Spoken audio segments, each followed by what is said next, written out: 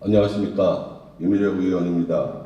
질문에 앞서 오직 강주, 시민과 함께를 슬로건으로 38만 강주 시민만을 생각하며 현장에서 답을 찾고자 시정 업무에 열과성을 다하시는 신동원 시장님과 공직자 여러분께 감사의 말씀드립니다. 우리 강주시는 경강선 중부고속도로, 제2 영동고속도로, 성남 장호간 도로가 개통되었고 세종 구리 서울 외곽순환도로가 계획되어 있는 등 4통 8달 교통 요충지로 개발 수요가 높은 지역입니다.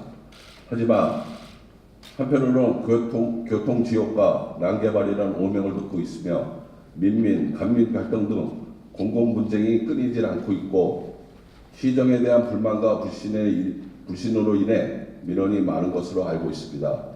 참으로 안타까운 일이 아닐 수 없습니다.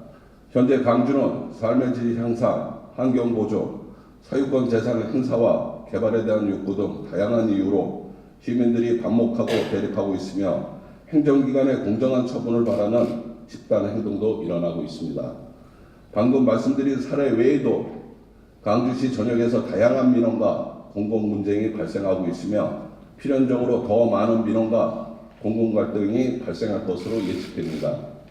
이것이 인구 38만 강주시의 현실이며 미래인 것입니다.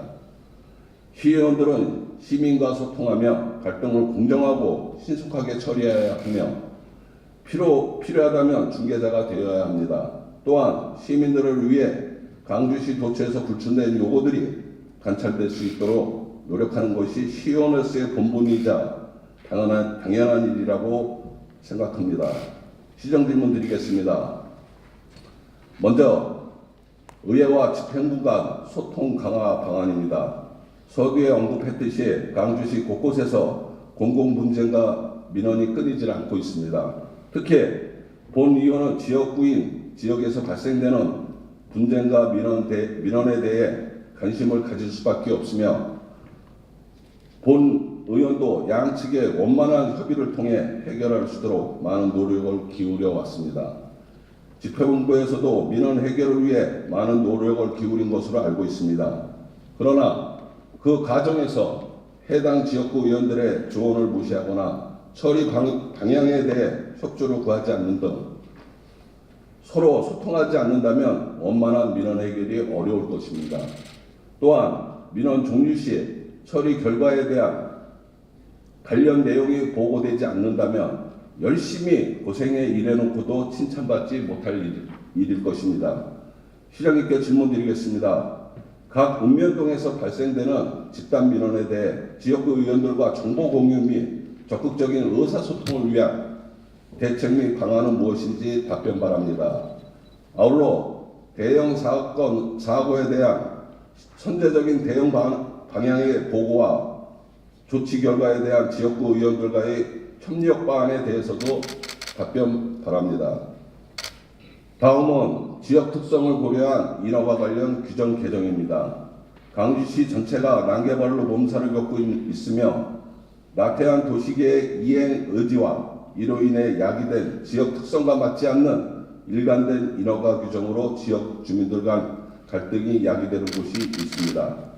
존경하는 시장님, 도시계획이 20년이 경과하도록 이행하지 않으면 어떻게 되시는지 아시는지요?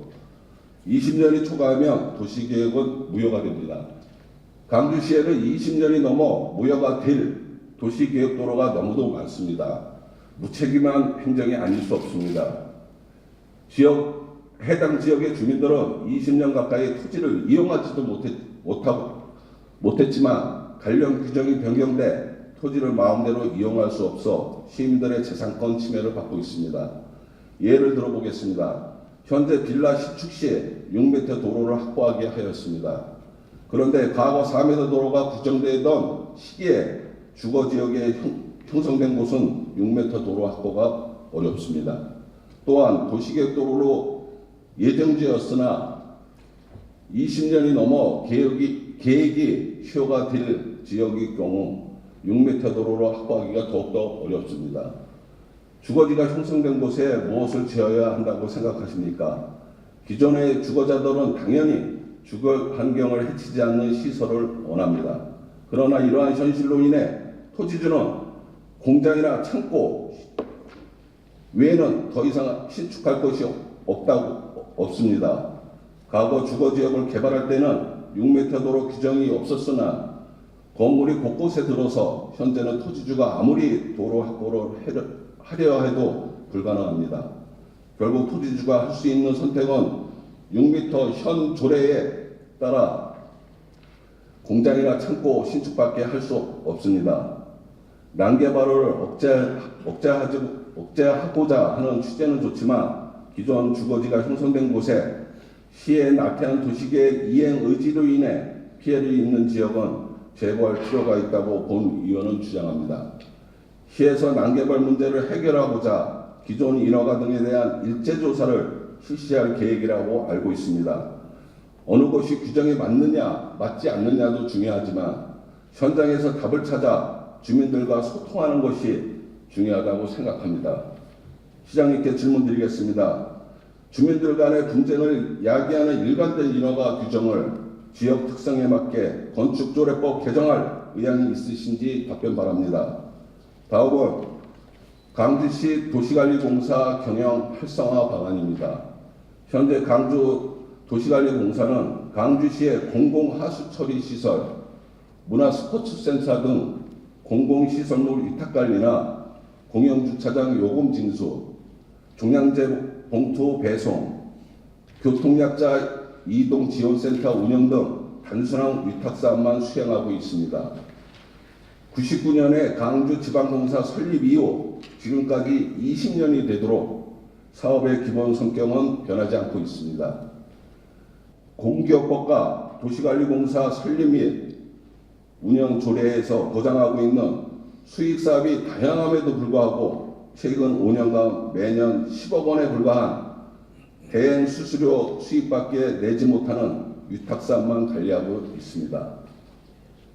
행정안전부에서 관리하는 지방공기업 통합 공시자료를 보면 2017년도 김포도시공사는 125억 원, 평택도시공사는 806억 원, 그리고 하남도시공사는 520억 원에 달하는 영업이익을 냈는데 강주도시관리공사는 8억 900만 원에 불과합니다. 그런데 같은 출처에서 직원 현황을 보면 김포도시공사는 38명, 평택도시공사는 94명, 하남도시공사는 72명인데 강주도시공사는 무려 168명이나 됩니다. 이 두 가지 지표만 보더라도 본 의원은 강주시가 지역 발전에 기여할 수 있는 지방공사라는 좋은 수단을 갖고 있으면서도 이를 활용하려는 고민이나 노력이 부족했으며 영업 수익을 크게 내는 타 공사에 비해 단순하게 위탁사업만 관리하면서 인력만 지나치게 많이 두고 있는 것이 아닌가 하는 생각이 듭니다. 그리고 도시관리공사가 다양한 수익을 성공적으로 추진하기 위해서는 전문적인 경영 마인드와 경험을 가지고 변화와 성장을 이끌 수 있는 능력자를 사장으로 임명해야 한다고 생각합니다. 그런데 역대 6명의 강주 도시관리공사 사장님들의 이력을 보면 어떻습니까? 2명은 시의원 출신, 4명은 강주시 국장급 공무원 출신들이었습니다. 이분들의 경험과 능력을 편하라는 것은 절대 아니지만 결론적으로 현재 운영 상황을 보면 강주 도시관리공사의 변화와 성장을 이끌 수 있는 전문 경영사장이 필요하다고 사례됩니다. 시장님께 질문드리겠습니다. 첫 번째, 시장님께서는 강주 도시관리공사의 경영 수익 창출을 극대화할 수 있는 사업 영역 확대와 이를 수행할 수 있는 조직 진단과 구조 개편을 하실 의향이 있으신지 답변 바랍니다. 두 번째, 시장님께서는 기존 간행을 탈피해 진정으로 도시관리공사의 경영 혁신과 성장을 이끌 수 있는 전문 경영인을 사장으로 임명하기 위한 제도적 장치를 마련하실 의향이 있으신지 답변 바랍니다. 마지막으로 나라 사랑을 위한 무궁화 식재 활성화 방안입니다. 우선 질문에 앞서 여기 계신 분들이 다 아시듯이 우리나라 국화는 무궁화입니다. 그러나 우리 주변에서 무궁화를 보기는 힘듭니다. 참으로 안타까운 일이 아닐 수 없습니다. 70년대 전국 어디를 가든 동네 가로수길은 무궁화가 많이 식재되어 있었습니다. 그러나 그 당시 무궁화는 병충해가 심해 전국적으로 많이 뽑혀 나갔습니다. 그러나 오늘날은 과학적, 기술적 발전에 힘입어 병충해에 강한 다양한 품종의 무궁화가 개발되었습니다. 시장님께 제안드립니다.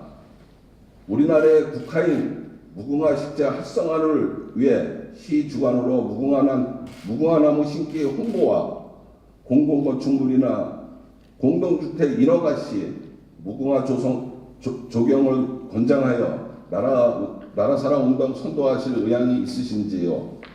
또한 시청 및 읍면동 등 유효부지에 무궁화 동산을 만들어 자라나는 아이들에게 우리나라 국화를 알리고 애국심을 고취하는 계기를 만들어 가실 의향이 있으신지 답변 바랍니다. 이상 시장 질문을 마치겠습니다. 감사합니다.